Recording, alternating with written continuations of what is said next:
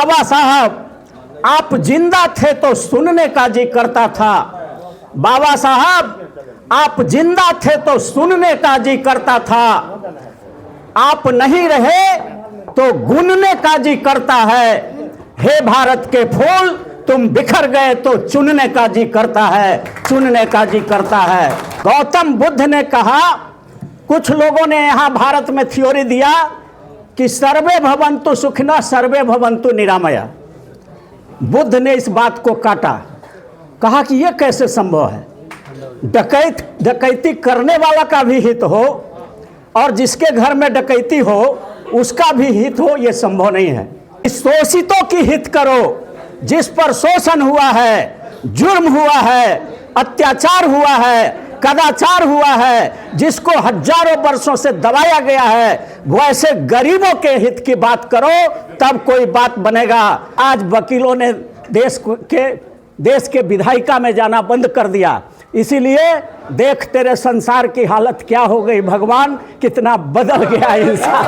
तो इसलिए हम लोग चाहते हैं कि बाबा साहब के सपनों को अगर साकार करना है तो हम लोगों को सावधान होकर के अपनी लड़ाई को लड़ना पड़ेगा।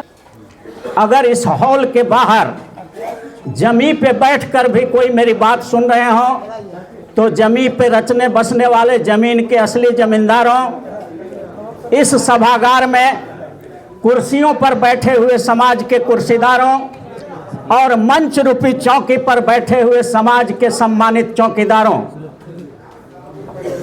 इस भारत की बात तो छोड़ दीजिए। सबसे पहले हम अपने टॉप 10 स्कॉलर में बाबा साहब भीमराव अंबेडकर का नाम आता है। उनके सम्मान में 2 शब्द कहना चाहते हैं कि बाबा साहब आप जिंदा थे तो सुनने का जी करता था। बाबा साहब आप जिंदा थे तो सुनने का जी करता था। आप नहीं रहे तो गुनने का जी करता है। हे भारत के फूल तुम बिखर गए तो चुनने का जी करता है, चुनने का जी करता है। बाबा साहब भीमराव अंबेडकर भारत के ऐसे हस्ती हैं जिनको पूरी दुनिया जानती है और आप जानते ही हैं, सब लोग जानते हैं, विद्वान हमारे सभी साथी हैं, आप सब लोग जानते हैं कि जो गरीबों की लड़ाई लड़ता है वही देश और दुनिया का महान नेता होता है। आप उदाहरण ले लीजिए, साउथ अफ्रीका का नेल्सन मंडेला 27 साल जेल में रहा, गरीबों की लड़ाई लड़ा, आज वो पूरे दुनिया में छाया हुआ है। मार्क्स की बात ले लीजिए, रूस में लेनिन की बात ले लीजिए, गरीबों की लड़ाई लड़ा, कहा कि दुनिया के मजदूरों एक हो जाओ, आज वो अमर है पूरे दुनिया में। आप अमेरिका में आइए, वहां पर अब्राहम लिंकन, और आप बात करिए किंग मार्टिन लूथर की बात करिए, और उसी कैटेगरी में भारत में डॉक्टर भीमराव अंबेडकर ने गरीबों की लड़ाई लड़ा। और वो कहां से प्रेरित थे? वो कहां से प्रेरित थे? गौतम बुद्ध से। गौतम बुद्ध ने कहा, कुछ लोगों ने यहां भारत में थ्योरी दिया कि सर्वे भवन्तु सुखिनः सर्वे भवन्तु निरामया। बुद्ध ने इस बात को काटा, कहा कि यह कैसे संभव है। डकैती करने वाला का भी हित हो और जिसके घर में डकैती हो उसका भी हित हो, यह संभव नहीं है। मर्डरर का भी हित हो और जो मर्डर किया है और जिसका मर्डर हुआ है उसका भी हित हो, ऐसा हो ही नहीं सकता। बुद्ध ने कहा बहुजन हिताय बहुजन सुखाय। उसमें सार गर्भित प्रश्न है जो दुनिया के महान नेताओं का बात नाम हमने लिया। उसमें यह कहा गया कि शोषितों की हित करो, जिस पर शोषण हुआ है, जुर्म हुआ है, अत्याचार हुआ है, कदाचार हुआ है, जिसको हजारों वर्षों से दबाया गया है, वैसे गरीबों के हित की बात करो, तब कोई बात बनेगा। अगर शोषकों का भी हित करोगे और शोषितों का भी हित करोगे तो शोषण का डिग्री वो और बढ़ा देगा।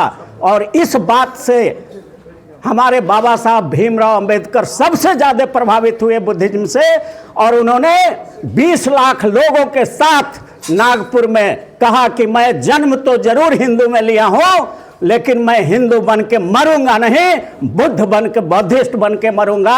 ये परिकल्पना और ये सपना उन्होंने संजोया और 20 लाख लोगों को बौद्धिस्ट बनाया भारत में। उस समय जब भारत में जो है एक विशेष वर्ग का चल रहा था अस्तित्व, तो वैसे स्थिति में बाबा साहब भीमराव अंबेडकर ने हमारे स्वाभिमान को जगाया और उन्होंने संविधान जब लिखा तो आपने देखा होगा भारत के संविधान में उन्हीं गरीबों के लिए उन्हें 16(4) में रिजर्वेशन की व्यवस्था किया, 15(4) में किसी भी तरह का डिस्क्रिमिनेशन नहीं हो, 15 आर्टिकल लाया। ये सब फंडामेंटल राइट है। 16 में equal opportunity in public employment लाया, 17 में अनटचेबिलिटी को ख़त्म किया, 18 में टाइटिल को, ये सब आर्टिकल है संविधान का, फंडामेंटल राइट है, उन्होंने टाइटिल को एबॉलिश किया। 19 में तो आप सब जानते ही हैं फ्रीडम टू स्पीच और क्या क्या नहीं अधिकार भर दिया।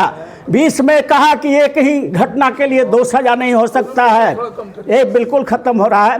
तो हम लोग आज ये कहने के लिए यहाँ पर आए हैं कि अगर बाबा साहब भीमराव अंबेडकर के सपनों को का भारत बनाना है तो हम लोगों को छूटे हुए मार्जिनलाइज्ड जो लोग हैं, जो गरीब लोग हैं, उसको छोड़ करके भारत को आप महान नहीं बना सकते।